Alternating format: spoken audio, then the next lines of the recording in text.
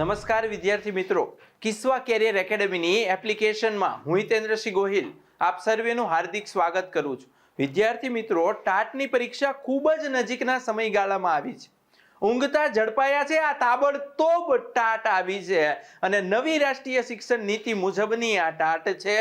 આ ટાટ ની પરીક્ષા ધોરણ 9-10 ના માધ્યમિક શિક્ષકો બનવા માટેની એક કસોટી છે. આ કસોટીનું મૂલ્યાંકન 400 ગુણમાંથી કરવામાં આવશે. સૌપ્રથમ પ્રિલિમિનરી પરીક્ષા લેવામાં આવશે, ત્યારબાદ 10 જ દિવસના ખૂબ જ ટૂંકા સમયગાળાની અંદર મુખ્ય પરીક્ષાનું આયોજન કરવામાં આવ્યું છે. તો સૌપ્રથમ આપણે એન્ટ્રી પાસ, ગેટ પાસ લેવાનો છે. તો 200 માર્ક્સની આ પરીક્ષા છે.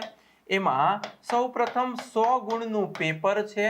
પેપર 1 100 ગુણનું રાખ્યું છે. એ પેપર 1 ની અંદર 20 માર્ક્સનું જીકે છે, જનરલ નોલેજ છે. આ 20 માર્ક્સનું જીકે છે. ત્યારબાદ સૌથી અગત્યનો મુદ્દો એટલે કે 35 માર્ક્સનું આની અંદર મનોવિજ્ઞાન છે. ત્યારબાદ 15 માર્ક્સનું ગુજરાતી છે. ત્યારબાદ 15 માર્ક્સનું અંગ્રેજી છે અને ત્યારબાદ 15 માર્ક્સનું રીઝનિંગ છે.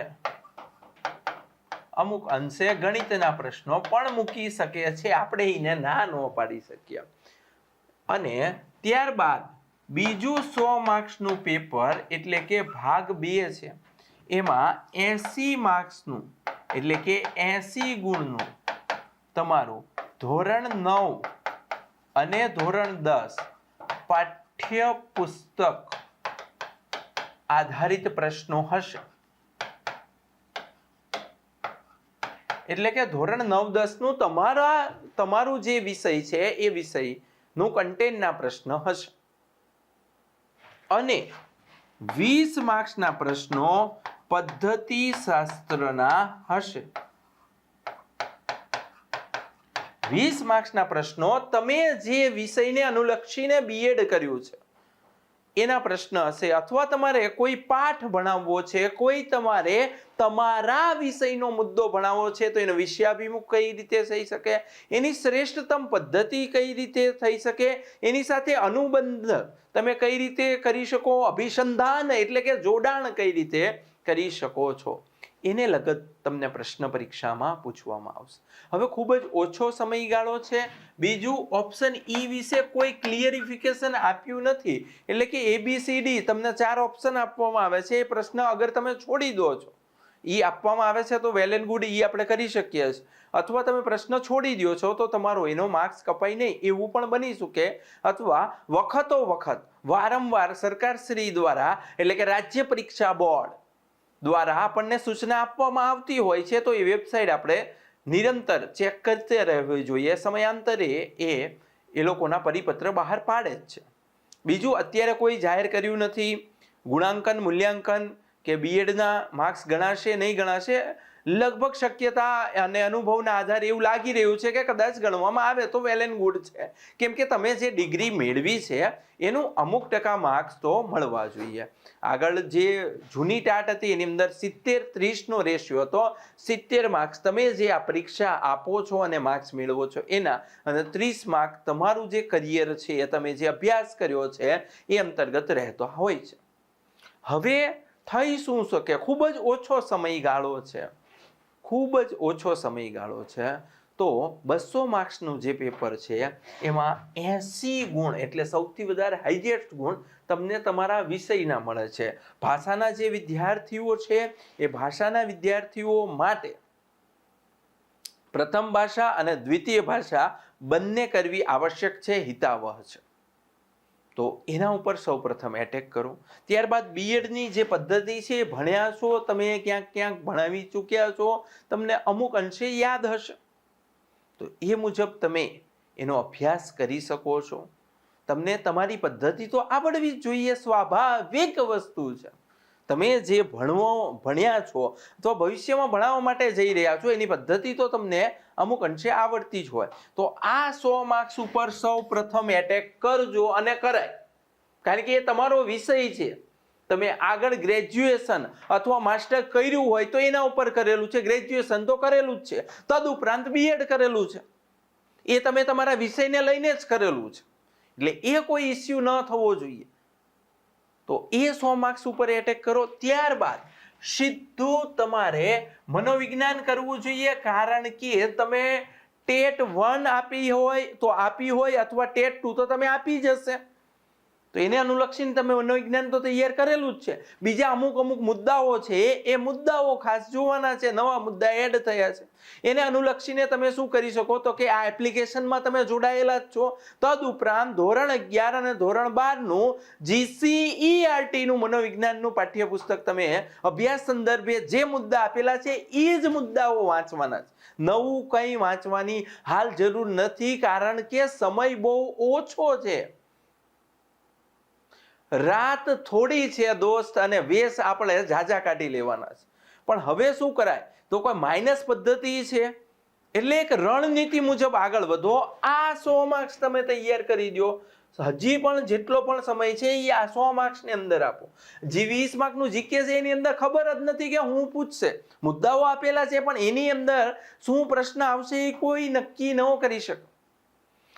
એટલે જીકે થોડું ઘણું તો તમે હાવ કઈ ગયેલા તો નથી જ યાર, એટલે જીકે થોડું ઘણું જે તમને આવડતું એ નવું જીકે વાંચવાની કોઈ જરૂર નથી હાલના તબક્કે. 35 માર્કનું મનોવિજ્ઞાન કર્યું એટલે 135 માર્કનું આ થયું. ગુજરાતી અમુક કક્ષાએ તમને આવડતું જ હોય મોટે ભાગે, અને તમે ટેટ 2 આપી ચૂકેલા છો, થોડું ન આવડતું એવું બને. ઇંગ્લિશમાં ઘણા વિદ્યાર્થીઓ અમારા જેવા હોય, એમને સમસ્યા સર્જાય કે ઇંગ્લિશ વિષય સાથે જોડાયેલા ન હોય તો ન કરે, તો તમે ઓપ્શન ઈ નો ઉપયોગ કરી શકો. જો આપે તો, ન આપે તો એને તમે છોડી દો, તો એના માર્ક્સ ન કપાય. એવું પણ બની શકે તમને વખત એ સૂચના આપશે, અને સૂચના ન આપે તો જ્યારે તમે પરીક્ષા આપવા બેહો ને ત્યારે પહેલું પેજ પેપરનું એની અંદર સૂચના અવશ્ય લખેલી હોય છે. એક ખાસ અભ્યાસ કરીને, ભલે 2 મિનિટ કે 3 મિનિટ બગડે, પણ એ જાણીને એ વિચારીને તમારે અંદર ટીક માર્ક મારવાના છે. સૌ પ્રથમ વખત રાજ્ય પરીક્ષા બોર્ડે આ માઇનસ પદ્ધતિનું અમલીકરણ કરવાનું સ્ટાર્ટ કર્યું છે, એટલે ખાસ તમે જે મૂડી કમાવ છો, તમે જે માર્ક્સ મેળવો છો એ ગુમાવવાનો વારો ન આવે ને એનું ખાસ ધ્યાન રાખજો. કેમ કે પ્રિલિમ પાસ કરશો તો જ મેન્સ સુધી તમે પહોંચી શકશો, અને આ 9-10 નું કન્ટેન્ટ તમે એવું તૈયાર કરજો કે આગળ જતા તમે મેન્સમાં એન્ટર થવાના જ છો, તો એ મેન્સના દ્રષ્ટિકોણથી તૈયાર કરજો. ભલે એમાં સમય તમારે વધારે આપવો પડે તો આપજો, કારણ કે પાછળ બહુ ઓછા દિવસ છે અને 2 પેપર છે 100 માર્ક્સના, એટલા માટે. ત્યારબાદ ગુજરાતી થોડું ઘણું આવડતું હોય, અંગ્રેજી આવડતું હોય તો કરવાનું. જેનો મુખ્ય વિષય અંગ્રેજી છે તો એને તો 115 માર્ક્સનું અંગ્રેજી થશે. જેનો મુખ્ય વિષય ગુજરાતી છે એને 115 માર્ક્સનું ગુજરાતી થાય. એટલે કે આ વિષય તો બધા કરી શકે એમ છે. કોઈ પણ તમારે ગણિત વિજ્ઞાન વાળા હોય તો પણ એ કરી શકે, અન્ય વિષય વાળા હોય તો પણ એ કરી શકે. ત્યાર પછી રિઝનિંગ ઘણાને આવડતું હોય, ન આવડતું હોય, એવો બધા સમસ્યા હોય છે. એટલે સિલેક્ટેડ જે વિષય છે એ સિલેક્ટેડ વિષયની તૈયારી કરી શકાય. ખૂબ જ ઓછો સમયગાળો છે, તો આ 100 માર્કનું તો બધાય ફરજિયાત વ્યવસ્થિત જબરજસ્ત જોરદાર તૈયાર કરવાનું. 35 માર્કનું મનોવિજ્ઞાન તૈયાર કરો, 135 માર્ક એ થઈ ગયા. 15 માર્કનું ગુજરાતી કરો, 150 માર્ક તો તમારે એ જ થઈ ગયા.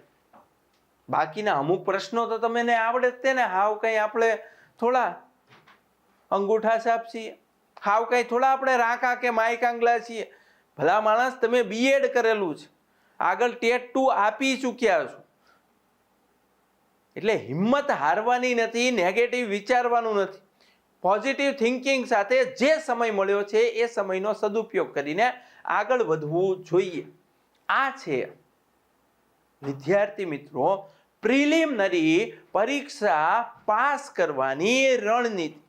તમે જે સમજો એ રણનીતિ સમજો, ટેકનિક સમજો, પદ્ધતિ સમજો, માહિતી સમજો, જે સમજો એ, પણ આટલું કરીને આગળ વધાય. બહુ ટેન્શનમાં ફરવાથી આગળ વધાશે નહીં, સિમ્પલ વેમાં આગળ વધો. મેં મારા અનુભવના આધારે તમને આ જણાવવાનો એકમાત્ર પ્રયાસ કર્યો છે. તમે તમારી રીતે આગળ વધી ગયા હોય તો કોઈ ચિંતા ન કરતા, પણ જે લોકો હજી આગળ નથી વધ્યા, હજી અસમંજસમાં છે, ટેન્શનમાં ફર્યા કરે છે, સતત વિદ્યાર્થીઓના ફોન આવતા રહે છે, મેસેજ આવતા રહે છે, એ વિદ્યાર્થીઓ માટે સ્પેશિયલ આ વિડીયો બનાવેલો છે. કોઈ ચિંતા ન કરો, ખૂબ સારું એવું તમને રિઝલ્ટ મળશે. તમે તમારી પદ્ધતિ ઉપર ભાર રાખો, મનોવિજ્ઞાન ઉપર ભાર આપો, ગુજરાતી ઉપર ભાર રાખો, અને જે નથી આવડતું એને ઈ કરવાની હિંમત રાખજો. ઈ કરશો અથવા પ્રશ્નને છોડી દેશો. સરકાર જે તમને સૂચના આપે પ્રશ્ન છોડવા માટે માઇનસમાં ન જવાય. બધાય 200 એ 200 ટીક કરી ન અવાય, નકર એન્ટ્રી જ નહીં મળે આગળ મેઇન્સ આપવા માટે. નકર મેરિટમાં તમે જે માર્ક્સ મેળવેલા છે એ માર્ક્સ પણ ગુમાવો છો. અમુક અંશે -25 છે, એટલે એ તમે 1 માર્ક્સ મેળવ્યો, એ -25. જે પ્રશ્ન આવડ્યો જ નહીં એ ખોટો પડ્યો, એટલે 1.25 ગુણ તમે ગુમાવો છો વિદ્યાર્થી મિત્રો.